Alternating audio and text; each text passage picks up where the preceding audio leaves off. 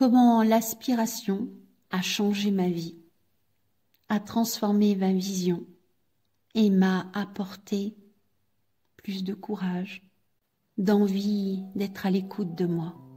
Bien le bonjour, belle étincelle.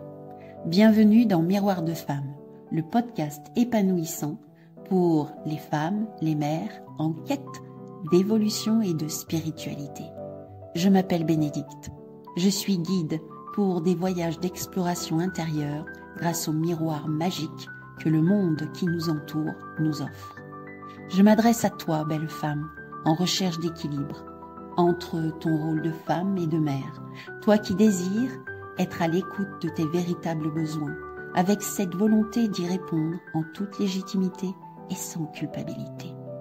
Toi qui ressens l'envie de répondre à l'appel de ton âme pour grandir en conscience et vivre ta spiritualité en toute liberté au quotidien.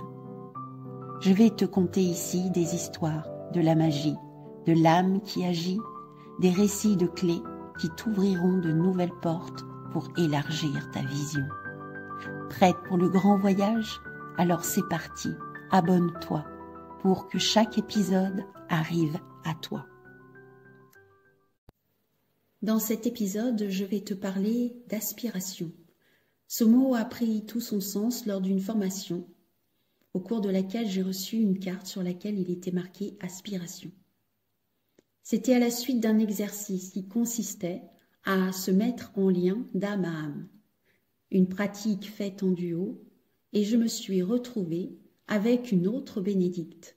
Nous devions nous regarder yeux dans les yeux pendant une dizaine de minutes. On dit que quand nous nous plongeons dans le regard de l'autre, on se met en lien avec son âme. C'est un exercice très intense qui demande de l'humilité, du respect, de l'abandon, de l'accueil et passer outre la peur du ridicule. À la suite de cet exercice, nous étions amenés à choisir une carte pour l'autre. J'ai donc reçu la carte de l'aspiration et j'ai donné la carte de l'égalité. La formatrice nous a alors informé que ces cartes représentaient les forces qui pouvaient nous accompagner tout au long de notre vie. Celle que nous avions reçue ce jour-là serait la force qui nous accompagnerait plus particulièrement cette année-là, l'année qui allait suivre. Recevoir l'aspiration m'a beaucoup interrogée. Ce mot ne faisait pas partie d'une manière particulière de mon langage habituel. Bien heureusement, nous avons reçu le texte qui expliquait. Bien sûr, j'avais quand même pressenti qu'il s'agissait pour moi de me laisser inspirer par les besoins de mon cœur et aussi par quelque chose de plus grand que moi. Je vais partager avec toi le texte qui s'y rapporte et j'avais aussi envie de te partager ce que l'aspiration a pu me faire découvrir tout au long de l'année qui a suivi. Je vais te parler des 12 textes, dont fait partie celui de l'aspiration, te parler aussi de l'auteur et de l'objectif de ces textes. Je vais d'ailleurs commencer par cela. Il y a donc 12 textes qui parlent des qualités qu'il est bon à développer pour progresser dans sa conscience personnelle en lien avec son âme. Voici ces qualités. La première est la sincérité. Arrive ensuite la bonté, puis l'humilité, la gratitude, la générosité, la persévérance, l'aspiration, celle que j'ai reçue, l'égalité, celle que j'ai donnée, la réceptivité, le progrès, la paix, le courage, la dernière. Ensuite, j'ai reçu l'ensemble de ces textes. Ils sont pour moi d'une très très grande richesse et d'une grande actualité. Selon mon point de vue, ils permettent d'avoir une plus grande responsabilité dans sa vie, d'assumer ses choix en conscience, de poser des limites, de laisser les autres avoir leurs propres décisions, leur propre pouvoir sur eux-mêmes et non sur notre vie. Ça permet aussi d'avoir un meilleur aperçu de son état d'être et aussi de quitter la posture de la victime, d'accepter ses propres failles et aussi ses forces, mais bien plus encore. Ces textes ont été très inspirants pour moi. J'ai peut-être éveillé ta curiosité. Tu te demandes, mais que sont ces textes? De qui sont-ils? Ils ont été écrits par la mère, Mira Alfassa, la compagne spirituelle de Sri Aurobindo. Elle a eu beaucoup d'autres écrits d'une très grande richesse, mais j'avoue ne pas en avoir toute la connaissance, la lecture n'étant pas ma plus grande passion due à mes antécédents de dyslexie. Si tu souhaites en savoir plus sur les écrits de ce couple et aussi connaître leurs histoires, je t'invite à faire tes propres recherches. Le but de cet épisode étant de te transmettre mes compréhensions, aussi mes expériences, pour peut-être te donner l'envie d'aller aussi à ton tour explorer plus en profondeur les besoins de ton âme. Pour en revenir à l'aspiration, voici ce qu'elle m'a permis cette année-là. Je me suis laissée aspirer à aller dans différents stages de clown. J'ai aussi pu explorer une autre facette de moi grâce à ces clowns, ces stages de clown. Retourner à plus de liberté d'être, reconnecter à une joie qui m'avait un peu quittée, je dois bien l'avouer. J'ai aussi été aspirée à aller à un séminaire, les portes du cœur, revenir à ce cœur, l'écouter, quitter le mental. Ça, c'est un sacré travail pour moi. J'ai aussi été aspirée à aller à une formation sur l'intuition, pour faire confiance à cette intuition qui était là en moi, mais que je n'écoutais pas vraiment. C'est un travail encore de chaque instant. Et puis est revenu aussi un autre stage de clown, d'introspection, de spiritualité, qui m'a amené à la création d'une page Facebook où j'ai fait plus d'une trentaine de vidéos. Cette page s'appelle le théâtre intérieur de Choucroutine. Avec cette part-là en moi de clown, Choucroutine, je me suis laissée aspirer à transmettre des messages. Et puis, cette année-là aussi, j'ai osé écrire des lettres, des messages, pour déclarer des sentiments d'amour, ce que je n'avais jamais fait auparavant. Sans avoir la peur d'être rejetée, sans avoir la peur d'être critiquée, juste parce que ça avait besoin de s'exprimer. Ça m'a donné une grande liberté d'être. Et j'ai pu aussi acheter une maison par moi-même, trouver mon habitat. Et puis, j'ai pu aussi arrêter les choses qui ne me convenaient pas.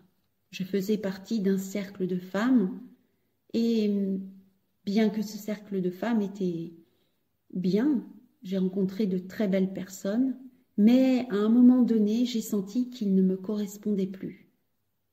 Alors, avec courage, en écoutant ce qui était bon pour moi, j'ai dit au revoir. Bien sûr, des personnes n'ont pas apprécié, mais qu'est-ce qui était le plus important pour moi? Écouter l'appel de mon cœur. Et l'appel de mon cœur me disait « stop ». Voilà brièvement ce que cette année m'a permis. Peut-être ai-je oublié encore quelque chose, mais voilà en gros. Cette année-là fut celle où j'ai écouté mes envies, celle où mon intuition m'a montré mes véritables besoins. Je me suis laissée à me surprendre par mes capacités à prendre des décisions par moi-même sans aucune aide extérieure. Ce qui n'était pas évident auparavant. En me laissant aspirer par la joie de mon cœur, par l'intuition qui me disait « tiens, fais ci, fais ça ». Alors, j'ai pris conscience de mon courage. J'ai donc été capable de me laisser aussi surprendre par moi-même et par ce que la vie me proposait. L'aspiration fait maintenant partie intégrante de ma vie. même si parfois je sens encore des résistances, des peurs à la suivre. Au fil de temps, cela s'estompe, car j'ai de plus en plus confiance vers là où elle me guide.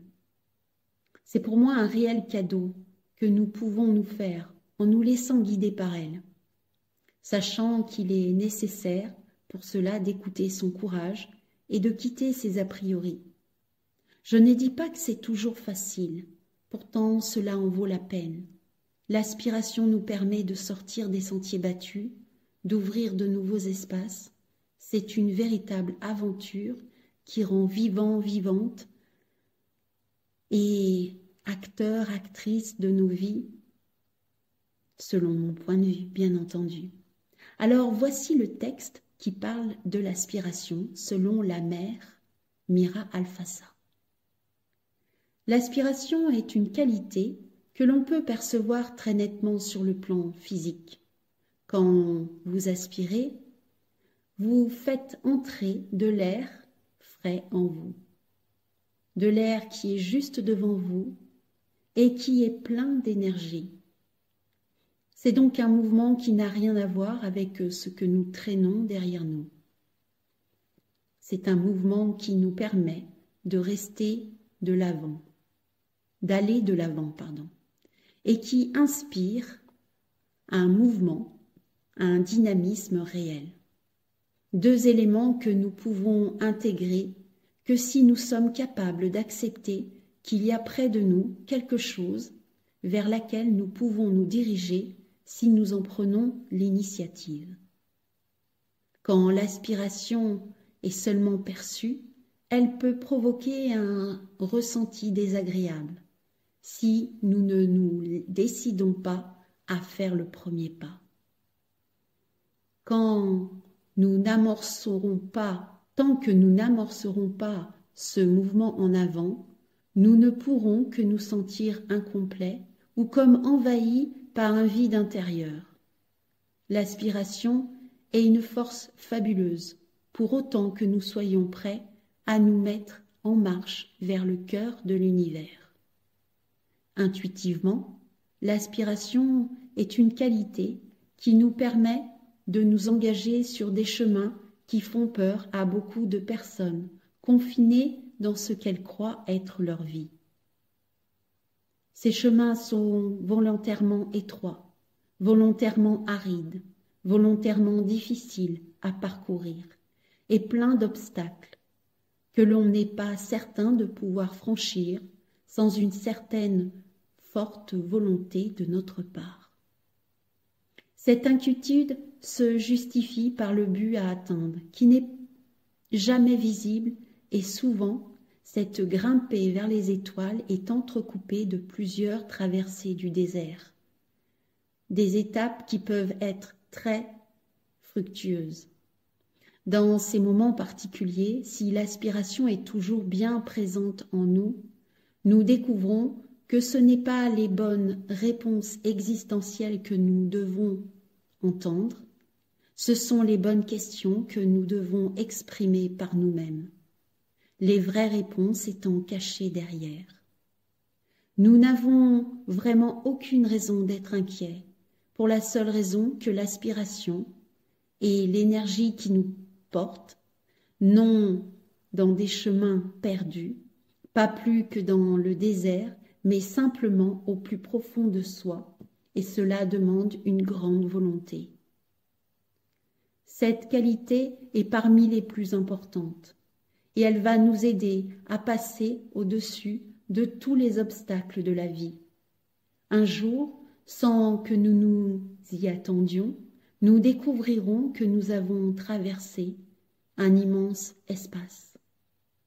Nous découvrirons que nous étions dans l'ombre et que désormais la lumière est devant nous à portée de notre cœur. Souhaitez-vous progresser en faisant croître votre aspiration? Alors faites-en la demande et élancez-vous dans cette voie. Voici donc ce que ce texte, le texte de la mère. Et en le lisant, en le relisant, j'ai ressenti une grâce, une nouvelle conscientisation. Je me suis sentie émue et honorée d'avoir reçu ce texte d'une grande richesse, qui donne envie d'aller au-delà de ce que je me croyais capable.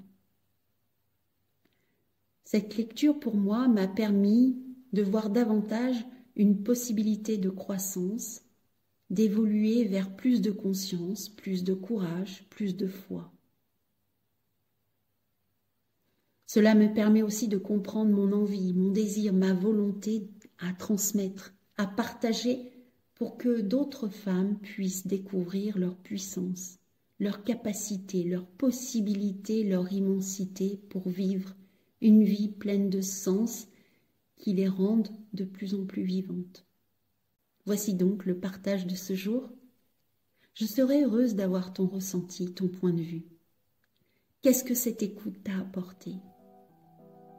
Si tu souhaites échanger avec moi, je t'invite à le faire en utilisant le lien Facebook dans le descriptif de cet épisode qui te permettra de m'envoyer un message sur Messenger. Et ce sera un grand plaisir, une joie de te lire ou de t'écouter, ce que tu auras bien envie de partager avec moi. Si ce récit de cet épisode t'a plu, je t'invite aussi à partager autour de toi, à t'abonner pour que les prochains épisodes viennent à toi. Et dans l'épisode 4, je te ferai le récit d'une clé révélation, avec un texte que j'ai écrit de manière intuitive, en mode canalisation. Cela m'arrive régulièrement et m'apporte beaucoup de révélations, de conscientisation. À bientôt!